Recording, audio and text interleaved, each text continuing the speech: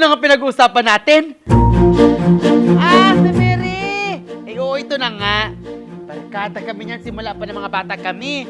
Oo! Ako, si Ellen, tapos si Maloy. Tapos, yung love life niyan nagsimula sa Bagyo. Sa Bagyo? Kaning kasi ito si Mere. Pero may guys ko't bahin dyan sa Bagyo. Kapag nagkakwento yun naman nangyari doon, kakakitaan mo sa kanyang mga mata ang saya. Sa aming magkakaibigan, ako lang ang hindi boto sa lalaking iyon. Pulis yun. Brusko, mabait, at panigurado ko masarap sa kama. Ay, hindi ko pa sila nakikitaan mag-away. Tumaraan ako sa bahay nila sa tuwing tutungo ako patalipapa. Si Ma'am Patrick, dili.